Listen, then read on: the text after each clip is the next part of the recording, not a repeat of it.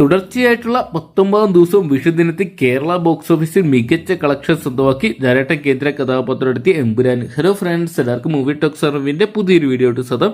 അപ്പോൾ ഇന്നത്തെ വീഡിയോ നമ്മൾ പങ്കുവെക്കാൻ പോകുന്നത് എമ്പുരാൻ എന്ന് പറയുന്ന ഏറ്റവും പുതിയ മലയാള സിനിമയുടെ 19 ദിനമായിട്ടുള്ള ഇന്നലെ വിഷുദിനത്തിലെ കേരള ബോക്സ് ഓഫീസ് കളക്ഷൻ റിപ്പോർട്ടും അതോടൊപ്പം തന്നെ ചിത്രത്തിന്റെ world wide box office collection റിപ്പോർട്ടുമാണ്. വീഡിയോ ആദ്യമായിട്ട് കാണുന്ന സുഹൃത്തുക്കളാണെങ്കിൽ ഏറ്റവും പുതിയ സിനിമാ വിശേഷങ്ങൾക്കായിട്ട് ഇപ്പോൾ തന്നെ ചാനൽ സബ്സ്ക്രൈബ് ചെയ്ത് നോക്കുക. വിഷുദിനത്തിലും എമ്പുരാൻ എന്ന് പറയുന്ന സിനിമയുടെ ബുക്കിംഗ് ഉയർന്നൊരു കാഴ്ച തന്നെയാണ് കാണാൻ സാധിക്കുന്നത്. ലാലേട്ടനെ കേന്ദ്ര കഥാപാത്രമാക്കി പൃഥ്വിരാജ് അണിയിച്ചൊരുക്കിയ ചിത്രം മലയാളത്തിലെ ഇൻഡസ്ട്രി ഹിറ്റായിട്ട് മാറി വൻ വിജയമായിട്ട് മാറിയിട്ടുണ്ടായിരുന്നു. മൂന്നാം വാരത്തിൽ തന്നെ ചിത്രം ഇനി ബോക്സ് ഓഫീസിൽ വലിയ രീതിയിലുള്ള പരീക്ഷണമാണ് നേരിട്ടിട്ടുണ്ടായിരുന്നത്. കാരണം ആലപ്പുഴ ജിംഖാന എന്ന് പറയുന്ന നസ്ലിൻ ചിത്രവും അതോടൊപ്പം തന്നെ മമ്മൂക്കയുടെ ബസൂക്ക, ബേസിലിന്റെ മരണമാസ്, അജിത്തിന്റെ ഗുഡ് ബാഡ് അംഗ്ലി തുടങ്ങിയ സിനിമകളോടാണ് ലാലേട്ടൻ ചിത്രം മത്സരിക്കാൻ എത്തിയിട്ടുള്ളത്. എങ്കിലും മൂന്നാം വാരത്തിലും ചിത്രത്തിന് മികച്ച കളക്ഷൻ സ്വന്തമാക്കാൻ സാധിച്ചിട്ടുണ്ട്.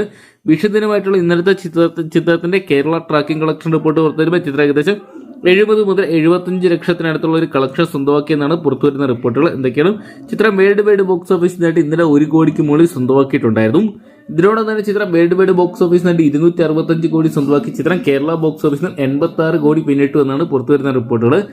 ഇനി വെറും 3 കോടിക്കരികെയാണ് ലാലേട്ടൻ ആ ചരിത്ര നേട്ടം സ്വന്തമാക്കാൻ സാധിക്കുന്നത്. നിലവിൽ കേരള ബോക്സ് ഓഫീസിനും ഏറ്റവും കൂടുതൽ കളക്ഷൻ നേടിയ ചിത്രം 2018 വന്ന ടൊവിനോ തോമസ് ചിത്രമാണ്. ഇനി വെറും 3.5 കോടി രൂപ കൂടി സ്വന്തമാക്കിയ ലാലേട്ടന് ഈ ഒരു റെക്കോർഡ് മറികടക്കാൻ സാധിക്കുന്നതായിരിക്കും. എന്തൊക്കെയാണ് കാത്തിരിക്കാം. ലാലേട്ടന് കേരള ബോക്സ് ഓഫീസിൽ ഏറ്റവും കൂടുതൽ കളക്ഷൻ നേടിയ ചിത്രമായിട്ട് മാറാൻ സാധിക്കുമെന്ന് അറിയാൻ വേണ്ടി. അപ്പോൾ ലാലേട്ടൻ നായകനായിട്ട് എമ്പുരാൻ എന്ന് പറയുന്ന സിനിമ നിങ്ങൾ കണ്ടിട്ടുണ്ടെങ്കിൽ സിനിമയെക്കുറിച്ചുള്ള നിങ്ങളുടെ വിലയേറിയ അഭിപ്രായം കമന്റ് ബോക്സിൽ പങ്കുവെക്കുക. അതോടൊപ്പം എമ്പുരാൻ എന്ന് പറയുന്ന സിനിമയുടെ ഫൈനൽ കളക്ഷൻ എത്രയായിരിക്കുന്നതാണ് നിങ്ങൾ പ്രെഡിക്റ്റ് ചെയ്യുന്നതോടെ കമന്റ് ബോക്സിൽ പങ്കുവെക്കുക.